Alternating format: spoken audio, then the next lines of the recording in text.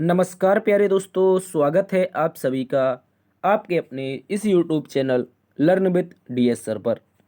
प्यारे दोस्तों, आज की इस क्लास में हम आप सभी के लिए लेकर के आए हैं यूपी पुलिस कांस्टेबल री एग्ज़ाम 2024 के लिए रीजनिंग की एक महत्वपूर्ण क्लास। प्यारे दोस्तों, आज की इस क्लास में हम रीजनिंग का प्रैक्टिस सेट नंबर 26 यानी कि प्यारे साथियों, आज हमारा री एग्ज़ाम से रिलेटेड प्रैक्टिस सेट नंबर 26 होगा। और इससे पहले कि यदि साथियों आपने पिछले 25 पार्ट नहीं देखे हैं तो आप पिछले पार्ट को भी जा कर के देखिएगा। यूपी पुलिस री एग्ज़ाम से रिलेटेड बहुत ही इम्पोर्टेंट क्वेश्चंस पिछली क्लासेस में हमने कवर किए हैं। चलिए साथियों, बात करते हैं आज की इस रीजनिंग की क्लास के बारे में। तो बहुत ही इम्पोर्टेंट प्रश्न डिस्कस करेंगे। बोला गया है क्वेश्चन नंबर 13, निम्नलिखित प्रश्न में अगली आकृति क्या होगी। यहाँ पर 4 आकृतियाँ दी गई हैं। इसके अतिरिक्त इसके सामने एक और आकृति बनेगी, वो कौन सी आकृति होगी इसको ज्ञात करना है। इसके अतिरिक्त प्यारे दोस्तों क्वेश्चन नंबर 18 देखेंगे। लिखा है कागज, स्टेशनरी और स्याही, इनके बीच का सही बेन आरेख क्या होगा।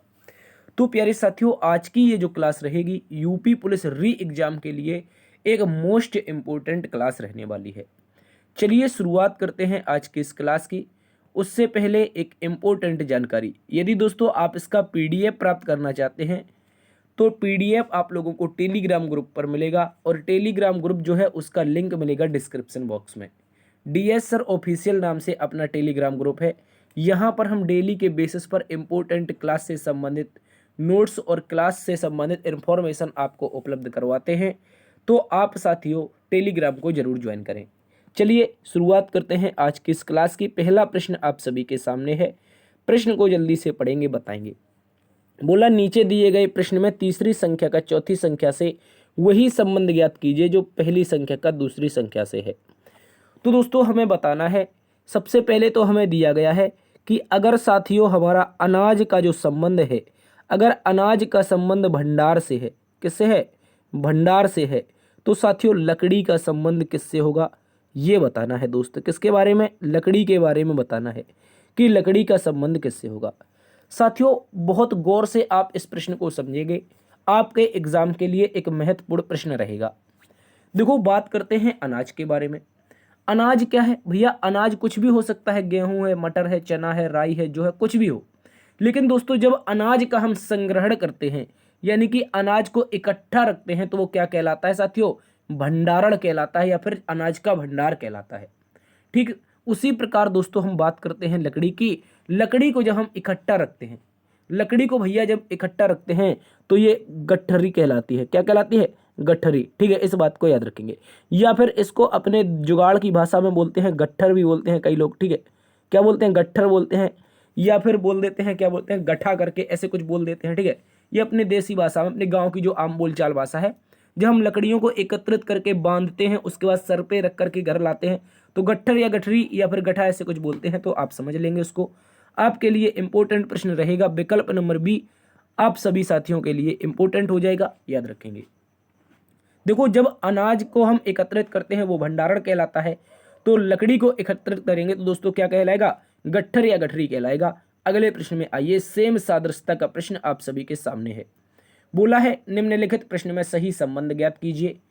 प्रवाह का संबंध अगर साथियों नदी से है, उसने बोला है कि प्रवाह अगर संबंध बनाता है साथियों नदी से, तो ऐसा कौन सा विकल्प होगा जो स्थिर का संबंध बताएगा, स्थिर का संबंध बनेगा। तो प्यारे दोस्तों सबसे पहले तो ये समझो, अगर हम पानी के सापेक्ष लेते हैं, किसके सापेक्ष साथियों, अगर हम पानी के सापेक्ष लेते हैं तो बहता हुआ पानी यानी पानी का प्रवाह कहाँ पर होता है, नदी में होता है। तो ठीक है, स्थिर का भी अगर हम पानी के सापेक्ष लें, क्या नहर में पानी स्थिर होता है, दादा नहीं होता है। क्या धारा में पानी स्थिर होता है, नहीं होता है। क्या नदी में होता है, बिल्कुल नहीं होता है। क्या दोस्तों कुंड में, क्या कुंड में पानी स्थिर होता है, हाँ सर कुंड में पानी स्थिर होता है। तो इसका जो उत्तर बनेगा वो क्या बनेगा साथियों, कुंड बन जाएगा अकॉर्डिंग टू ऑप्शन। ठीक है, कुंड में पानी कैसा हुआ, कैसा होता है, तो आप बोलेंगे सर इसमें रुका हुआ पानी होता है। नदी का पानी प्रवाह करता है जबकि कुंड का पानी कैसा होता है सर, स्थिर होता है। याद रखेंगे विकल्प नंबर डी को। चलिए अगले प्रश्न में, विकल्प नंबर क्वेश्चन नंबर 3 आप सभी के सामने है। इसका भी सभी दोस्त उत्तर बताएंगे। बोला गया है निम्नलिखित प्रश्न में 3 विकल्प एक समान है जबकि एक अलग है, विषम को ज्ञात कीजिए। यहां पर विषम बताना है, ऐसा कौन सा विकल्प बनेगा जो हमारा विषम बन जाएगा। देखो विकल्प नंबर 1 पणजी है, 2 में यहाँ पर क्या है दोस्तों भोपाल, तीसरे में पुणे, चौथे में शिलोंग। तो साथियों अगर हम विषम ढूंढने जाएंगे तो पणजी क्या है भैया, गोवा की कैपिटल है। भोपाल क्या है, एमपी की सर कैपिटल है। पुणे क्या है सर, किसी की कैपिटल नहीं है, यानी किसी की राजधानी नहीं है। शिलोंग क्या है भैया, ये तो मेघालय की कैपिटल है। किसकी सर, मेघालय की कैपिटल है। तो उत्तर हमारा कैसे बनेगा भैया, विकल्प नंबर सी बनेगा। क्यों? क्योंकि दोस्तों पुणे आपकी कोई भी राजधानी नहीं है, जबकि अन्य 3 विकल्पों में क्या दे रखी हैं, राजधानी दे रखी हैं। पणजी हमारी गोवा की हो जाती है, मध्य प्रदेश की भोपाल हो जाती है, शिलोंग मेघालय की हो जाती है, जबकि पुणे तो किसी की राजधानी है ही नहीं। चलिए अगले प्रश्न में आ जाते हैं। अगला प्रश्न एक बहुत ही प्यारा सा शानदार सा प्रश्न है। इस प्रश्न का सभी साथी उत्तर बताएंगे। बोला है निम्नलिखित अक्षर श्रृंखला में लुप्त अक्षर ज्ञात कीजिए। यहां पर दोस्तों लुप्त अक्षर बताने हैं, तो सबसे पहले हम अक्षर श्रृंखला को थोड़ा बड़ा लिखने का प्रयास करेंगे। गौर से देखो, ए है, बी है, सी है, ए है। क्या है दोस्तों, गौर से देखेंगे, ए बी सी ए, फिर डैश है, उसके बाद में क्या है, बी सी डबल ए, ठीक है, फिर बी है, उसके बाद फिर से डैश है, पर दोस्तों क्या है, सी ए है, फिर डैश है दोस्तों, डबल बी है, ठीक है। उसके बाद क्या है साथियों, आगे देखेंगे तो सी है, फिर डैश है, फिर ए है, ठीक है। इस तरह से हमें कुछ लेटर दे रखे हैं। तो ऐसे प्रश्न में आपको करना क्या होता है, जब भी ये प्रश्न हमें सॉल्व करना होगा तो हम क्या करेंगे सर, हम इसके टोटल पद काउंट करेंगे। गिनिए, 1 2 3 4 5 6 7 8 9 10 11 12 13 14 15 16 17 18 और 19। साथियों कुल कितने पद हैं? आप बोलेंगे सर यहाँ पर जो पद मिले हैं वो तो 19 मिले हैं। तो हम क्या कर सकते हैं, 19 का क्या कर सकते हैं, अगर एक छोड़ दें तो 18 के पेयर बन सकते हैं 6 गुणा 3 के, या फिर 3 गुणा 6 के, ऐसे भी तो बन सकते हैं। अगर हम एक छोड़ दें साथियों, अगर एक लास्ट का छोड़ देते हैं, ठीक है, लास्ट का छोड़ देते हैं तो 3 गुणा 6 बना लो या 6 गुणा 3 बना लो, ठीक है। 3 गुणा 6 बना लो या 6 गुणा 3 बना लो, बता दीजिए क्या बन जाएगा। इस प्रश्न का बिल्कुल सही जवाब आप सभी बता सकते हैं। देखिए साथियों, इस प्रश्न को एक बार गौर से देखो, एक बहुत ही प्यारा सा प्रश्न है। इसको इस वाले लॉजिक से हम सॉल्व नहीं करेंगे, इसको हम समान पेयरों में बांटेंगे, लेकिन दोस्त उससे पहले एक जुगाड़ लगाएंगे। देखो लास्ट वाले को छोड़ देंगे, चूंकि हमें पता है कितने यहाँ पर लेटर हैं सर, 19 है, तो लास्ट वाले को छोड़ देंगे तो हमें 18 पता चलेंगे। कितने सर, 18 पता चलेंगे। उसके बाद क्या करेंगे, हम एक पेयर 3 का बनाएंगे और दूसरा पेयर 6 का बनाएंगे। एक पेयर 3 लेटरों का और दूसरा पेयर जो बनेगा वो 6 लेटरों का बनेगा, ठीक है। उसके बाद तीसरा जो पेयर होगा वो साथियों कितने का बनेगा, 9 लेटरों का। एक बहुत ही प्यारा सा लॉजिक होगा साथियों, गौर से समझते रहना है, आप लोगों को गौर से समझते रहना है। यहां पर देखो ABC 3 लेटर हैं। उसके बाद साथियों अगर गौर से देखेंगे तो हम इसको क्या double A B C double A कर सकते हैं। गौर से देखो, इसको हम कर सकते हैं double A B C double A, ठीक है। इस बात को याद रखेंगे। हमने क्या किया है, एक बार बैक कर देते हैं, ठीक है, पूरा का पूरा एक बार बैक कर देते हैं। यहाँ पर 1 मिनट दादा, यहाँ पर क्या था, कितने लेटर थे सर, 6 लेटर थे, double A B C double A, ठीक है। इस तरह से यहाँ से कटा हुआ था। अब गौर से देखो, हमने कहा ए बी सी, इसके बाद दोस्तों इसको हमने किया double A B C double A, ठीक है। इस बात को याद रखेंगे। इसके बाद मैंने किया यहाँ पर double B C A double B, ठीक है। इस बात को याद रखेंगे। डबल ए, 1 मिनट मैंने कर किया दिया, यहाँ पर कुछ गड़बड़ हो गई क्या, जल्दी से देखेंगे। यहाँ पर कुछ गड़बड़ हो गई लगता है, कुछ गड़बड़ हो गई यार, ठीक है। 1 मिनट, इसको एक बार फिर से देखते हैं, इसको एक बार फिर से देखते हैं। लास्ट वाला लेटर अगर हटाएंगे तो यहाँ पर क्या आ सकता है, यहाँ पर हमारा अगर हम फिल करें तो पहले 3 लेटर, उसके बाद में हम आगे के अगर 4 लेटर ले लें, उसके बाद साथियों हम अब की बार में 3 लिए, फिर 4 लिए, तो अगली बार में हम 5 लेटर काउंट कर लेंगे। कितने, 5 लेटर काउंट कर लेंगे, ठीक है। इस बात को याद रखेंगे। 5 के बाद क्या अगले 6 हो रहे हैं, हाँ भाई अगले 6 हो रहे हैं। गौर से देखो प्यारे दोस्तों, लॉजिक बन जाएगा। पहली बार में हमने कितने लेटर लिए हैं सर, 3 लेटर, ठीक है। 1 मिनट, पहली बार में हमने लिए हैं 3 लेटर, दूसरी बार में लिए हैं 4 लेटर, अगली बार में लिए हैं 5 लेटर और अगली बार में लिए हैं 6 लेटर, ठीक है। इस तरह से देखो प्यारे साथियों हमारा लॉजिक बनेगा। यहाँ पर हो जाएगा ए बी सी हो जाएगा, ठीक है, ए बी सी हो जाएगा। उसके बाद यहाँ पर हो जाएगा डबल ए बी सी हो जाएगा। और यहाँ पर डबल ए, एक मिनट फिर गड़बड़ हो गई क्या, डबल ए बी सी हो जाएगा, ठीक है, डबल ए बी सी हो गया, फिर हमारा double A double B C हो जाएगा, ठीक है, डबल ए डबल बी फिर सी, फिर एक बार में double A double B double C, इस तरह से। गौर से देखो प्यारे साथियों, एक मोस्ट इंपॉर्टेंट क्वेश्चन है आपके एग्जाम के लिए। देखो मैंने क्या किया, यहां पर मैंने ए बी सी रखा था, गौर से देख लो प्यारे दोस्तों, यहां पर मैंने पहले ए बी सी रखा था, मैंने क्या किया, पहला वाला लेटर डबल कर दिया, ठीक है, पहला वाला लेटर डबल, डबल ए हो गया, उसके बाद में इसी का दूसरा वाला लेटर अगले में डबल कर दिया, तो हमारा पहला तो डबल था, फिर अगला वाला भी डबल हो गया, इसके बाद में हमने इसी का तीसरा लेटर अगली लाइन में डबल कर दिया। तो इस तरह से एक लॉजिक बनेगा, और वो लॉजिक क्या होगा साथियों, ए बी सी पहली बार में, फिर डबल ए बी सी, फिर हो जाएगा double A double B C, फिर हो जाएगा double A double B double C, ठीक है, इस तरह से।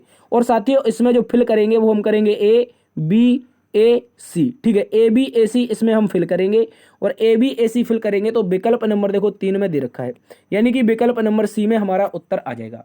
साथियों इसको एक बार आप रिवर्स करके जरूर देखिएगा, एक इंपॉर्टेंट क्वेश्चन है, हमने पहले 3 लेटर लिए, फिर 4 लिए, फिर 5 लिए, फिर 6, और लास्ट वाला हमने छोड़ दिया है, ठीक है दोस्त, इस बात को भी याद रखेंगे। अगले प्रश्न में आ जाइए। अगला प्रश्न कोडिंग डिकोडिंग का एक महत्वपूर्ण प्रश्न है, इसको देखिए। बोला गया है एक सांकेतिक भाषा में माइंड को KGLB लिखा जाता है, RU को ये लिखा जाता है, तो डायग्राम का कोड क्या होगा। तो दोस्तों माइंड को गौर से देखेंगे, M 13 पर होता है, M के बाद क्या है, I होता है 9 पर, N होता है 14 पर, D होता है 4 पर। इसको लिखा क्या गया है, तो बोलेंगे K मतलब सर 11 पर, और G मतलब क्या 7 पर, ठीक है, एक मिनट, G कितने पर, 7 पर। यहाँ पर देखेंगे आप लोग L होता है 12 पर, और यहाँ पर B होता है 2 पर, ठीक है, इस बात को याद रखेंगे। इसके बाद आगे चेक करो, आर्ग्यू लिखा गया है, A 1 पर होता है, R 18 पर होता है, और उसके बाद G 7 पर होता है, और उसके बाद देखेंगे U आपका 21 पर होता है, और E हमारा 5 पर होता है, ठीक है, इस बात को याद रखेंगे। इसे क्या लिखा है, तो बोलेंगे सर Y हमारा 25 लिखा गया है।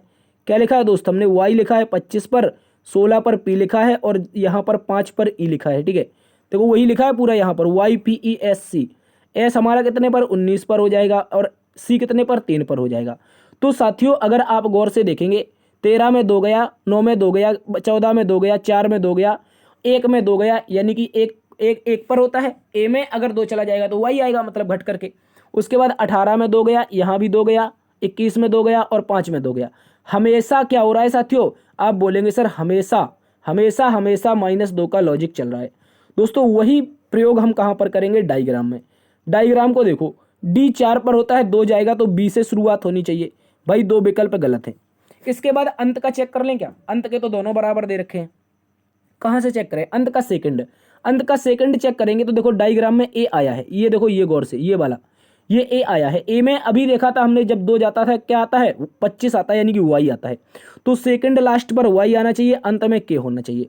सेकंड लास्ट पर Y, अंत में K, तो ये तो गलत हो गया, विकल्प नंबर बी। उत्तर आएगा साथियों विकल्प नंबर 1, ठीक है, इस बात को याद रखेंगे। देखो D में 2 घटाएंगे तो B बचेगा, I में 2 घटाएंगे तो G बचेगा, तो BG हो गया।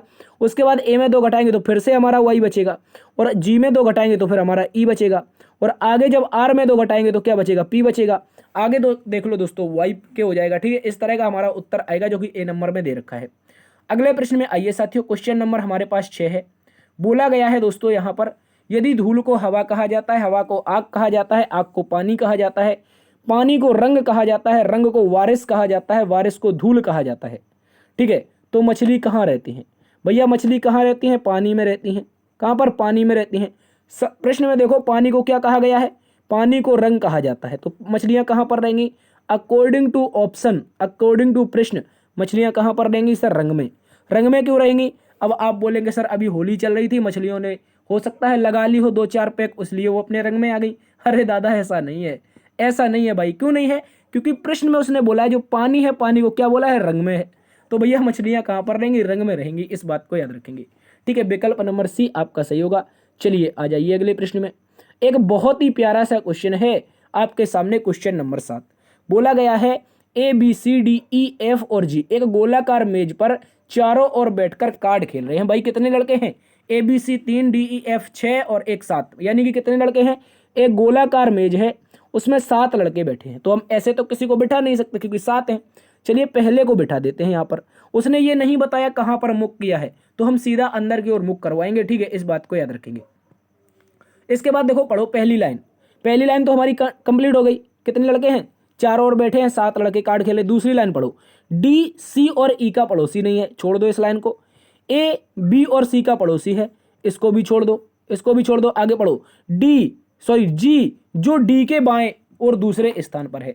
जो डी नाम का शख्स है, डी जो कि माफी चाहेंगे, जी जो कि डी के बाईं और दूसरे स्थान पर है। डी के बाईं और दूसरे स्थान पर, डी के बाईं और दूसरे पर, पहले पर दूसरे पर, डी के बाईं और दूसरे पर कौन है दादा? आप बोलेंगे जी। जी जो है डी के बाईं और दूसरे स्थान पर है। आगे बोला है ई और एफ का पड़ोसी है। दादा किस किस का पड़ोसी है? ई और एफ का पड़ोसी है। देखो हम 2 कंडीशन बना सकते हैं, एक तो ई और एफ यहां पर आ सकते हैं, ठीक है, ई और एफ एक यहां पर आएगा, एक यहां पर आ सकता है ई और एफ, ठीक है, इस बात को याद रखेंगे। इसके बाद अब ये लाइनें देखो जो हमारी पीछे दे रखी थी, बोला है डी सी या डी जो है वो सी और ई का पड़ोसी नहीं है। दादा जो डी है वो सी और ई का पड़ोसी नहीं है, तो हम क्या करेंगे, एफ को हम ऊपर रख देंगे। कहां पर? गौर से देखो, एफ को हम यहां पर रख देंगे, क्योंकि बोला है जो ई है, माफी चाहेंगे, जो ई है वो डी या सी का पड़ोसी नहीं है। जो ई है, सॉरी जो डी है वो सी और ई का पड़ोसी नहीं है, तो हम यहां पर गौर से देखो, एफ को अगर यहां पर रख दें, क्योंकि हमें पड़ोसी किसका नहीं बनाना, हमें पड़ोसी नहीं बनाना है साथियों ई का, किसको? डी को। और उसने बोला है जी के जो पड़ोसी है वो एफ और ई है, तो जी के पड़ोसी भी एफ और ई हो जाएंगे, और हमारी बात ये भी सेटिस्फाइड हो जाएगी कि डी का पड़ोसी ई नहीं है। उसके बाद बोला है, ये पहली लाइन की बात कर रहे थे अभी, ठीक है, उसके बाद उसने बोला है ए जो है बी और सी का पड़ोसी है। दादा जो ए नाम का शख्स है, जो ए नाम का, अगर मैं ए नाम के शख्स को यहां पर रखता हूं, तो ये किस किस का पड़ोसी है? ये दादा एक बी का पड़ोसी है, किसका? एक बी का पड़ोसी है, एक सी का पड़ोसी है। गौर से देखो किस किस का पड़ोसी है? बी और सी का। देखो यहां पर गौर से देखो, पहली लाइन, डी जो है सी और ई का पड़ोसी नहीं है। डी अगर सी ई का पड़ोसी नहीं है तो सी हमारा कहां पर आएगा? यहां पर। और शेष कौन था? बी बच रहा था, क्योंकि उसने बोला है जो ए है वो बी और सी का पड़ोसी है। ये देखो हमारा पूरा का पूरा सर्कल कंप्लीट हो चुका है, सारे के सारे लड़के बैठ चुके हैं। अब प्रश्न के अनुसार बोला है निम्नलिखित में से कौन सा सही है, यहां पर बताना है ऐसा कौन सा विकल्प है जो सही है। भाई इतनी सारी रामायण करने के बाद हमें बताना है कौन सा सही है। देखो बोला गया है ए नंबर में ए और डी के बीच में बी बैठा है। क्या ए और डी के बीच में बी बैठा है? आप बोलेंगे हाँ भैया यही सही हो गया। दादा ये तो हमारा पहला वाला ही सही हो गया, पहला वाला सही है, ठीक है। उसके बाद देखो एफ और जी के बीच में डी बैठा है। एफ और जी के बीच में भैया कोई नहीं बैठा है, तो दूसरी लाइन तो सेनेन यानी सरासर गलत हो गई। यहां पर देखो जी के ठीक दाएं तरफ ई है, जी के ठीक दाएं तरफ कौन है? भैया एफ है, ये डी नहीं है, तो इसका मतलब ये भी गलत हो गया।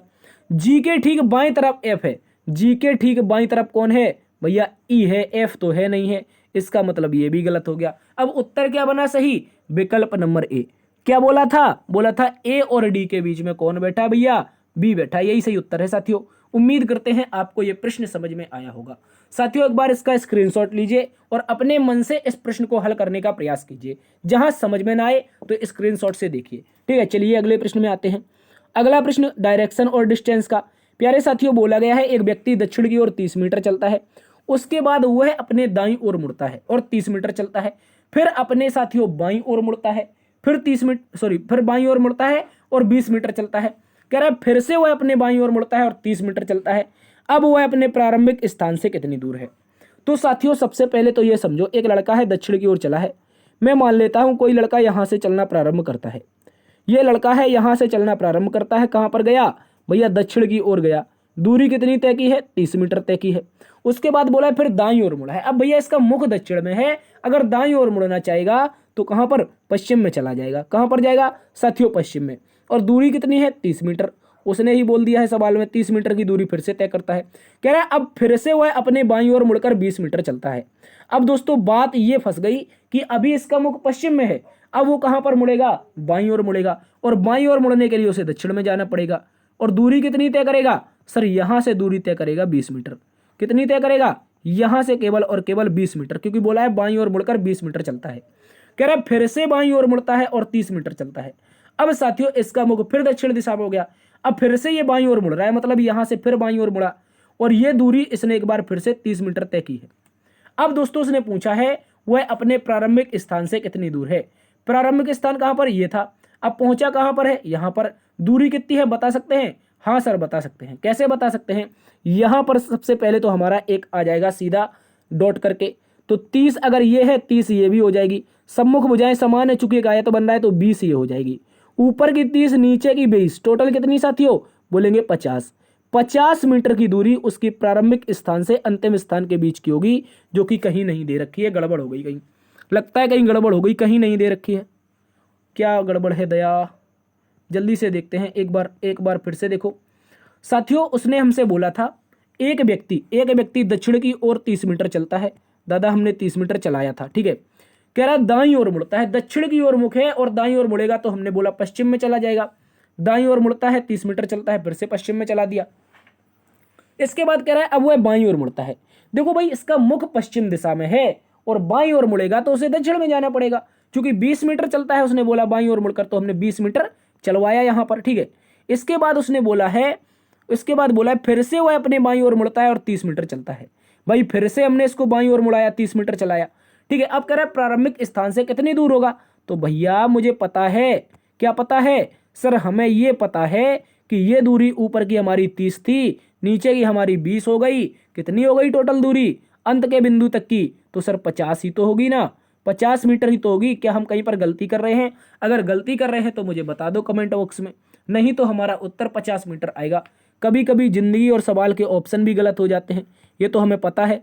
कहीं कहीं नहीं मिलते ऑप्शन, तो वो तो चलना तो पड़ता है ना, तो इस कारण ये तो बढ़ेंगे अगले प्रश्न की तरफ। 20 मीटर इसका सही उत्तर आएगा। आइए अगले प्रश्न में। प्यारे दोस्तों, अगला प्रश्न 9 नंबर का क्वेश्चन है। एक बहुत ही शानदार लाजवाब प्रश्न है। बताएंगे, बोला गया है निम्नलिखित 4 अक्षर समूहों में 3 अक्षर समूह एक निश्चित तरीके से एक जैसे हैं, एक अलग है, अलग अक्षर समूह की पहचान कीजिए। तो कैसे करेंगे? दो देखो यहाँ पर लिखा है पी है, आर है, के है और आई है, ठीक है। इसके बाद क्या है? एस है, टी है, एच है और आई है। इसके बाद क्या है? पर एल है, एन है, ओ है, एम है। इसके बाद दोस्तों सी है, ई है और क्या है? एक्स है और वी है। तो गौर से देखो साथियों, मैंने इसको इतना दूर दूर क्यों लिखा? क्योंकि इसका एक कारण है। वो कारण क्या है? इनकी अपोजिट, एक को छोड़ करके एक अपोजिट दे रखा है। गौर से देख लो। पी के मूवी मैंने बताई थी, या फिर इसी को कमला पसंद बोलते हैं। एक बताया था इंडियन रेलवे IR, एक हाई स्कूल बताया था HS, एक बताया था GT रोड। ओहो हो, गड़बड़ हो गई। यहाँ पर आई के स्थान पर क्या आना चाहिए था? जी आना चाहिए था। इस कारण विकल्प नंबर 3 गलत हो सकता है। आगे देखो, एल लब होता है, एल का LO, MN का मन होता है, MN अपोजिट होता है। CX का 6 होता है, ये भी अपोजिट होता है। EV का इवनिंग होता है, ये भी अपोजिट होता है। तो दादा कौन सा अपोजिट नहीं है? आप बोलेंगे सर यहाँ पर T है, तो अगले स्थान पर G आना चाहिए था, चूंकि I आया है। इस कारण विकल्प नंबर 3 क्या है? यही इसका विषम उत्तर है, याद रखेंगे। तो अगले प्रश्न में आ जाइए साथियों। अगला प्रश्न क्वेश्चन नंबर 10 है, चलिए पढ़ते हैं। कह रहा है यदि अंडरटेकिंग शब्द को वर्णानुक्रम में विस्तृत किया जाए तो पुनर्गठन के बाद कौन सा वर्ड बीच में होगा? तो बिना किसी देरी के हम अंडरटेकिंग लिख लेते हैं, UNDER, उसके बाद क्या है? TAKING, ऐसा ही तो है ना। अब बोलेंगे अंडरटेकिंग, क्या हो जाएगा सर? अंडरटेकिंग हो गया। इसको क्या करना है? वर्णानुक्रम में, यानी कि सबसे पहले कौन आएगा दादा? A आएगा। उसके बाद क्या आएगा? B है, नहीं है। C है, नहीं है। D है, हाँ है। A के बाद D हो गया, अंडर टेकिंग। D के बाद E हो जाएगा, ठीक है, अंडरटेकिंग, ठीक है। एक मिनट, कहीं पर गड़बड़ कर रहे हैं हम। वर्णानुक्रम में व्यवस्थित पूछा है ना उसने, तो हम पहले पर A को रखेंगे, उसके बाद हम दोस्तों D को रखेंगे, D के बाद E को रखेंगे, E के बाद F है नहीं तो G को रखेंगे, उसके बाद H नहीं है, I को रखेंगे, ठीक है। I के बाद क्या है? J तो है नहीं, K को रखेंगे। उसके बाद क्या है? L नहीं है, L के बाद M है, नहीं है। M के बाद N है, हाँ सर N है, अंडरटेकिंग। उसके बाद 2 N है तो एक और N हो जाएगा। N के बाद O है, नहीं है। O के बाद P है, नहीं है। Q है, हाँ नहीं है। R है, हाँ सर R है। T है, किंग, U है, U, ठीक है। इस तरह से तो ये सारे साथियों हमने यहाँ पर रख दिए, सारे के सारे लेटर रख दिए। बोला है पुनर्गठन के बाद कौन सा वर्ड बीच में होगा? तो देखो साथियों, 4 यहाँ से उड़ाए, 4 यहाँ से उड़ाए, एक यहाँ से, एक यहाँ से, कौन सा बीच में? के होगा बीच में। ये तो शायद हम प्रश्न करवाए हैं, ये तो रिपीट हो गया प्रश्न। ये तो अगर पिछली क्लासेस आपने देखे हैं, ये प्रश्न तो करवाया है साथियों। तो आपका ये रिपीटेड क्वेश्चन हो गया, क्वेश्चन नंबर 11, माफी चाहेंगे क्वेश्चन नंबर 10, इसका उत्तर आएगा की। अगले प्रश्न में आइए साथियों, क्वेश्चन नंबर 11 पर बढ़ते हैं। बोलते हैं, कह रहे निम्नलिखित प्रश्न में पहली संख्या का दूसरी संख्या से संबंध ज्ञात कीजिए जो तीसरी संख्या का चौथी संख्या से है। तो गौर से देखो, यहाँ पर देखो 18 का संबंध अगर 30 से है दोस्त, तो हमें ज्ञात करना है 36 का संबंध किससे होगा। 36 का संबंध किससे होगा ये बताना है। तो गौर से देखो इसका लॉजिक क्या है भैया, मैं इस 18 का करूंगा डबल। क्या करूंगा, इस 18 के, इस लॉजिक की बात कर रहा हूं, 18 का करूंगा डबल और माइनस में कर दूंगा 6। तो 18 दूनी 36 और 36 में से 6 जाएगा तो कितना बचेगा, 30 बचेगा। ठीक है प्यारे दोस्तों, उसी प्रकार यहाँ पर लॉजिक लगाएंगे। मतलब 36 का डबल भैया हम क्या करेंगे, यहाँ पर 36 का करेंगे डबल, 36 का 2 गुना और माइनस का 6। 36 दूनी होता है सर 72, 36 दूनी 72 में जाएगा 6 तो कितना बचेगा भैया, 66 बचेगा। 66 बचेगा तो कहीं पर दे रखा है क्या 66, देखो 66 विकल्प नंबर डी में है। विकल्प नंबर डी हम सभी का सही उत्तर हो जाएगा, इस बात को याद रखेंगे। यह भी इंपॉर्टेंट क्वेश्चन है। अगले प्रश्न में आ जाओ। अगला प्रश्न बोला है क्वेश्चन नंबर 12, निम्नलिखित प्रश्न में 3 शब्द एक जैसे हैं जबकि एक विषम है, विषम को ज्ञात कीजिए। बोला है सर महानदी, कावेरी, नर्मदा और कृष्णा, इनमें से विषम क्या होगा। तो गौर से समझो प्यारे दोस्तों, गौर से समझना है। यहाँ पर कुछ नदियाँ गिरती हैं बंगाल की खाड़ी में। कहाँ पर, बंगाल की खाड़ी में, ऐसे समझो कुछ नदियाँ बंगाल की खाड़ी में गिरती हैं जबकि कुछ गिरती हैं कहाँ पर, अरब सागर में। तो बताओ ऐसी कितनी नदियां हैं जो कहां पर, अरब सागर में गिरती हैं। तो बोलेंगे विकल्प के अनुसार विकल्प नंबर सी एकमात्र ऐसा है जो कहां पर गिरती हैं, अरब सागर में, यानी कि नर्मदा नदी, कृष्णा बंगाल की खाड़ी, कावेरी बंगाल की खाड़ी, महानदी बंगाल की खाड़ी। तीनों के तीनों उत्तर बनेंगे आपके। ठीक है, ये कहां पर, बंगाल की खाड़ी में। जबकि विषम क्या होगा, जो अरब सागर में गिरेगी। अरब सागर में कौन गिरेगी, वैसे तो कई सारी गिरती हैं, अकॉर्डिंग टू ऑप्शन गिरेगी नर्मदा, और नर्मदा ही इसका सही उत्तर बनेगा, विकल्प नंबर सी।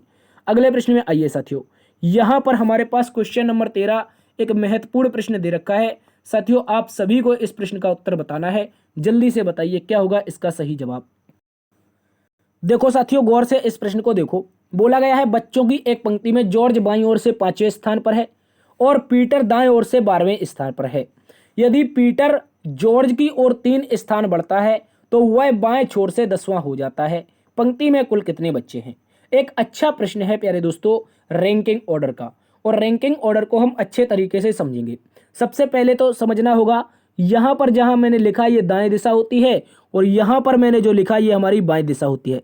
यानी कि जो स्क्रीन आप देख रहे हैं, आपका सीधा हाथ दाएं दिशा, उल्टा हाथ बाएं दिशा, बस ऐसे ही देखते रहो जैसे मोबाइल पकड़ा है। ठीक है, अब पेन उठा लो, जल्दी से सॉल्व करने लगो। क्या करना है, कह रहा है कि पंक्ति में जॉर्ज बाईं ओर से कौन से स्थान पर है, 5वें स्थान पर। तो मैं बाईं से शुरू करूंगा ना, आप बोलेंगे हाँ सर, और बाएं से जो जॉर्ज है वो कौन से स्थान पर है सर, जे फॉर जॉर्ज को बनाएंगे 5वें स्थान पर। ठीक है, इस बात को याद रखेंगे।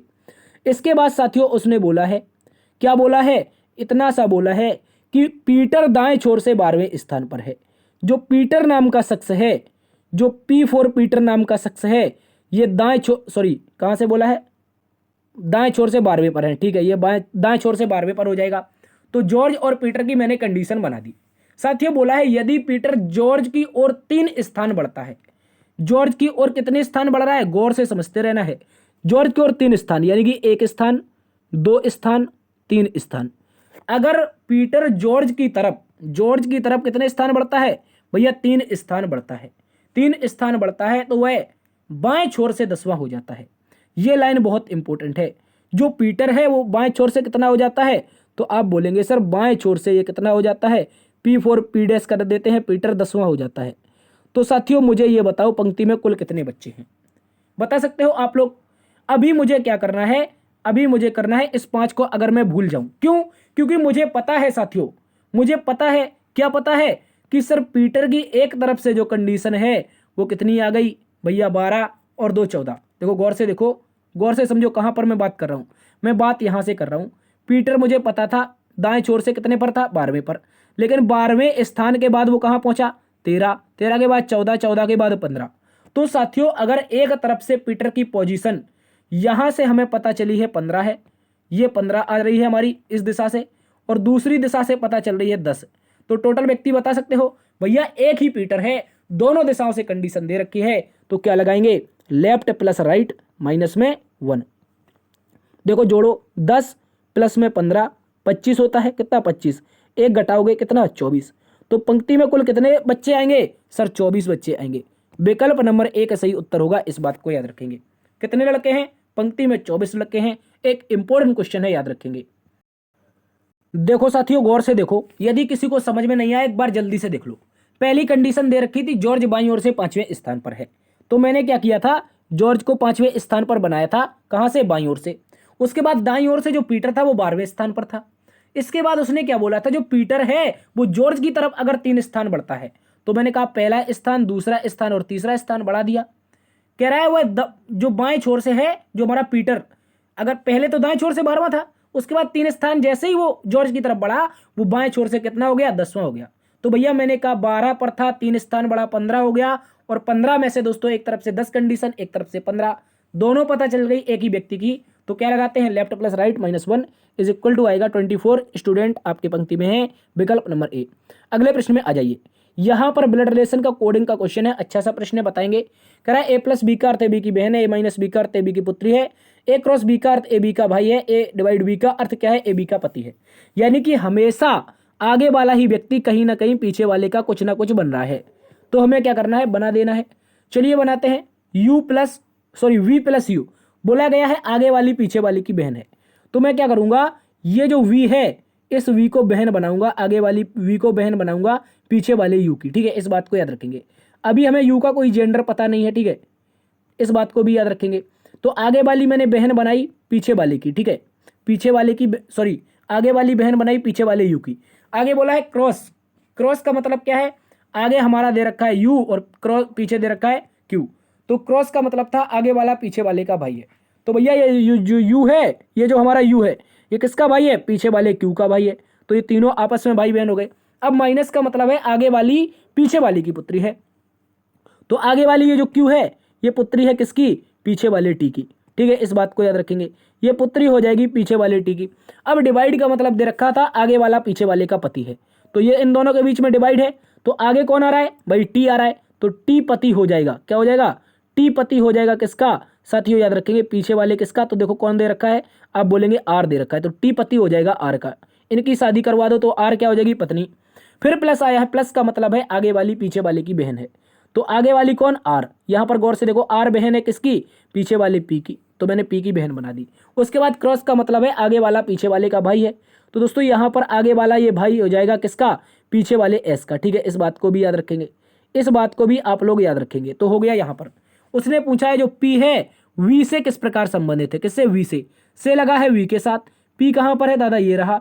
वी क्या बोलेगा? वी एक क्या है? एक लड़की है। गौर से देखो, वी एक लड़की है और ये लड़की कहेगी मेरे पापा, मेरी मम्मी, और मेरी मम्मी का जो भाई होगा साथियों, जो मम्मी का भाई होता है क्या होता है? मामा होता है, और मम्मी का जो भाई होता है मामा होता है। विकल्प नंबर 3 में दिया गया है, यही साथियों हमारा सही उत्तर हो जाएगा, इस बात को याद रखेंगे।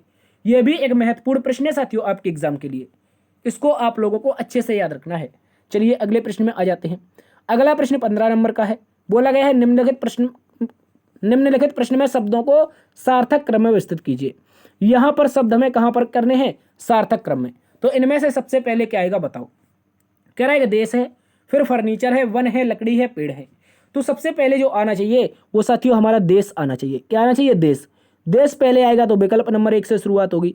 तो देखो ये दो विकल्प तो उड़ा दो, गलत हो गए। इसके बाद आगे चेक करो, फिर क्या आएगा भैया? देश में क्या होगा? देश का एक प्रॉपर एरिया होगा, उस प्रॉपर एरिया में क्या होगा? वन लगे होंगे, यानी कि क्या लगे होंगे? जंगल कह सकते हैं जिन्हें हम वन, ठीक है, यहाँ पर वन बना देंगे। वन के बाद वन के अंदर ही तो पेड़ लगते हैं। आप बोलेंगे हाँ सर वन के अंदर पेड़ लगते हैं, तो 1 के बाद 3, 3 के बाद 5, तो यहाँ पर हम लगा देंगे पेड़ को। 1 3 5 कहाँ पर है? देखो ये तो गलत हो गया, आपका ए नंबर का सही है। 1 3 5, उसके बाद 4 में क्या दे रखा है? लकड़ी। पेड़ से निकालेंगे लकड़ी और लकड़ी से क्या करेंगे? फर्नीचर बनाएंगे, मतलब 2 नंबर का अंत में आएगा, ठीक है, 2 नंबर का अंत में आएगा फर्नीचर, इस तरह से बन जाएगा। क्या होगा? 1 3 5 4 2, 1 3 5 4 2, विकल्प नंबर 1 सही है। अगले प्रश्न में आ जाओ। अगला प्रश्न साथियों हमारे पास क्वेश्चन नंबर 16 है। क्वेश्चन नंबर 16 को देखेंगे साथियों, ये भी एक इंपॉर्टेंट क्वेश्चन है। कह रहे हैं कुछ तस्वीरें फ्रेम हैं। चलिए कथन निष्कर्ष को बनाते हैं आरेख के माध्यम से। कुछ तस्वीरें, तो मैंने कहा कुछ T4 जो तस्वीरें हैं, जो T4 तस्वीर हैं, इनका कुछ पार्ट क्या है? F4 फ्रेम है। बस इतनी बात से याद रखना है।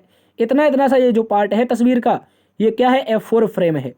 इसके बाद देखो आगे बोला है कुछ फ्रेम मूर्तियां हैं, तो मैंने कहा इतना सा जो फ्रेम का पार्ट है, ये वाला जो फ्रेम का पार्ट है, ये क्या हो जाएगा? M4 मूर्तियां हो जाएगा। इसके बाद उसने आगे बोल दिया है साथियों सभी मूर्तियां पर्दे हैं, तो जितनी भी मूर्तियां हैं वो क्या हैं? सारी की सारी P4 पर्दे के अंतर्गत आ जाएंगी।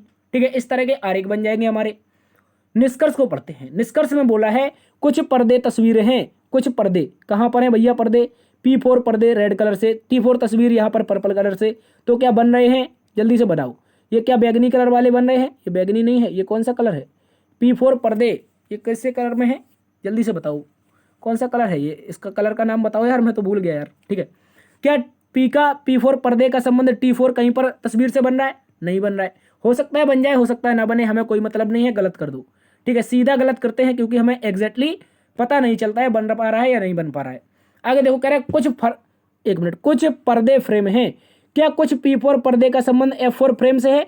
आप बोलेंगे हाँ सर, M4 यहाँ पर जो मूर्तियां थी उनका संबंध अगर फ्रेम से था तो P4 पर्दे का संबंध भी किससे हो जाएगा, फ्रेम से हो जाएगा, यानी कि दूसरा वाला सही है। अगर कह रहा है कुछ मूर्तियां फ्रेम हैं, क्या कुछ M4 मूर्तियां F4 फ्रेम हैं। हाँ दादा, ये तो बन ही रही हैं, अभी तो बता के आए हैं कुछ मूर्तियां भी फ्रेम है, मतलब ये वाला भी सही है। तो बोलेंगे केवल सेकंड और थर्ड निष्कर्ष अनुसरण करता है, सेकंड और थर्ड अनुसरण करता है। तो साथियों हम विकल्प नंबर बी को लगाएंगे। किसको, गौर से देख लो, विकल्प नंबर बी में only second and third conclusion are right, यही आपका सही जवाब है। चलिए अगले प्रश्न में बढ़ जाते हैं। अगला प्रश्न प्यारे दोस्तों 17 नंबर का क्वेश्चन है। गौर से देखो दोस्तों, इस प्रश्न को देखते ही नजर लगनी चाहिए। नजर किससे लगेगी अभी बताते हैं कैसे लगेगी, गौर से देखो साथियों। ए नंबर का विकल्प, बी नंबर का विकल्प, सी नंबर का और डी नंबर का। इसके बाद हमें ज्ञात करना है अगली आकृति, यानी कि ई नंबर ज्ञात करनी है साथियों। ई नंबर ज्ञात करनी है। उसके लिए सबसे पहले तो हमें एक डब्बा चाहिए। क्या चाहिए, डब्बा। इसी डब्बे में बंद कर लेंगे भाई, क्या कर लेंगे, ये जो हमें आकृति मिलेगी अगली बारी इसी में बंद कर लेंगे। तो सबसे पहले मुझे बताओ, अगर गौर से देख लो इस डॉट को, इस डॉट को देख लो, ये अपनी दिशा हर बार में चेंज कर रहा है। ये जो डॉट दे रखा है ये हर बार में अपनी क्या कर रहा है साथियों, दिशा चेंज कर रहा है। बस यही तो करना है, इसी की दिशा तो चेंज करवानी है। पहले दोस्तों ये कॉर्नर पर था, इस कॉर्नर को कह सकते हैं पूर्व। उसके बाद कहाँ पर आ गया, दक्षिण में। उसके बाद आ गया पश्चिम में। अब की बार चला गया फिर यहाँ पर कहाँ पे, नॉर्थ में। तो अगली बार कहाँ में होगा, पूर्व में होना चाहिए। यानी कि जो डार्क सर्कल होगा, वो कहाँ पर होगा, गौर से देखो, वो जो हमारा डार्क सर्कल होगा, वो जो डार्क सर्कल ये कहाँ पर हो जाएगा, याद रखेंगे साथियों, एक मिनट, ये जो डार्क सर्कल होगा ये हमारा कहाँ पर हो जाएगा, ये हो जाएगा इस कॉर्नर में। इस कॉर्नर को क्या कहते हैं, एक बार फिर से पूर्व वाले में। तो देखो डार्क सर्कल के अनुसार देखें, ये गलत है, ये भी गलत है, नीचे है ये भी गलत है। अब बच रहे हैं 2 नंबर का और 5 नंबर का। इसके बाद अब आपको कुछ लाइनें देखनी है, जहां पर मैं दिखवाने की कोशिश करूं बस वो लाइनें देखनी है। गौर से देखिए साथियों, यहां पर पहली वाली ए नंबर में देखो, ये आकृति जो है इसकी जो लाइनों की दिशा ये पश्चिम की ओर जा रही है। कहां पर, पश्चिम की ओर। उसके बाद फिर से ये दिशा कहां पर गई है, उत्तर की ओर चली गई है। इसके बाद इन्हीं लाइनों की दिशा अब की बार में पूर्व की ओर है। फिर दोस्तों हमारी ये दिशा है दक्षिण की ओर आ चुकी है। तो कहने का मतलब बस इतना सा है साथियों, ये जो दिशा होगी ये कहां पर होनी चाहिए, ये लाइनों की दिशा इस सर्कल में। अगर देखो पहले पश्चिम थी, फिर उत्तर गई, फिर पूर्व गई, फिर दक्षिण गई, तो अगली बार में फिर कहां पर होगी, फिर से भैया पश्चिम होगी, ठीक है, इस बात को याद रखेंगे। देखो ये तो कॉर्नर ने अपना चेंज कर दिया, ये तो कॉर्नर ही चेंज कर दिया ऊपर वाला, चूंकि दूसरे दिशा में होना चाहिए था इस कॉर्नर पर, तो ये गलत हो गया। अब जो उत्तर आएगा वो साथियों विकल्प नंबर बी आएगा। ठीक है, क्या आएगा, विकल्प नंबर बी कह सकते हैं, या हमें दे रखा है 2 नंबर का विकल्प। ठीक है, यही हमारा सही उत्तर बनेगा, इस बात को याद रखेंगे। आप या तो डॉट से पता कर लो, उसके बाद ये जो आकृति ये कट लगे थे, ये वाले कट, यहाँ पर जो ABCD में जो हमने कट लगाए इन कटों से पता कर लो। पहला पश्चिम, दूसरा उत्तर, तीसरा पूर्व, चौथा दक्षिण और अगली बार से फिर से पश्चिम। तो उत्तर तो आएगा विकल्प नंबर 2। ठीक है, अगले प्रश्न में आ जाओ। अगला प्रश्न साथियों क्वेश्चन नंबर 18 एक महत्वपूर्ण प्रश्न है। बोला गया है दोस्तों, कागज, स्टेशनरी और स्याही, इनके बीच का सही बैन आरेख क्या होगा। तो सबसे पहले हम दोस्तों एक आरेख बनाएंगे जो हमारा स्टेशनरी को दर्शाएगा। किसको, स्टेशनरी को दर्शाएगा, इस बात को याद रखेंगे। तो एक हो जाएगा हमारा स्टेशनरी के लिए। भैया स्टेशनरी का मतलब क्या होता है, पढ़ने लिखने वाले सामान। तो उसमें आपका कागज आता है, हाँ सर आता है। तो यहाँ पर हम P4 पेपर बना देंगे। क्या सर स्याही आती है, हाँ सर स्याही भी आती है, यानी I4 इंक बना देंगे। क्या कागज पेपर और स्याही का आपस में संबंध है, भैया ना तो पेपर स्याही होते हैं ना ही स्याही पेपर होते हैं। वो बात अलग है कि स्याही के माध्यम से पेपर पे लिखते हैं, ये बात अलग हो जाएगी भाई। ये आप सोच रहे हैं ना जो C नंबर का, ये गलत हो जाएगा। आपका उत्तर जो बनेगा वो विकल्प नंबर बी बनेगा। ठीक है, इस बात को याद रखेंगे, विकल्प नंबर बी साथियों हमारा सही उत्तर है। चलिए अगले प्रश्न की ओर। अगला प्रश्न 19 नंबर का। गौर से देखो, बोला है कानून के छात्र, विज्ञान के छात्र और पुरुष। विज्ञान के छात्र, कानून के छात्र और पुरुष, इनमें से बताओ क्या होगा। तो साथियों मेरी बात को समझो। सबसे पहले तो मैं एक आरेख बनाऊंगा, जो आरेख हमारा डिनोट करेगा कानून के छात्र, यानी कि हम सीए लिख सकते हैं, जल्दी से बताओ, कानून के स्टूडेंट कर सकते हैं, क्या कर सकते हैं, कानून क्या कर सकते हैं, का लिख सकते हैं, ठीक है, कानून के छात्र हो गए। इसके बाद हम बनाएंगे साथियों इसमें से दूसरा आरेख पुरुष के लिए, किसके लिए, पुरुष के लिए, ठीक है, इस बात को याद रखेंगे। ये दूसरा जो आरेख बनेगा ये हमारा पुरुष के लिए बनेगा। अब आप बोलेंगे सर पुरुष के अंदर भी तो कानून के छात्र रख सकते थे। भाई सारे के सारे पुरुष थोड़ी ना होते हैं सारे कानून के छात्र, कुछ महिलाएं भी तो होती है अपनी कानून की छात्राएं।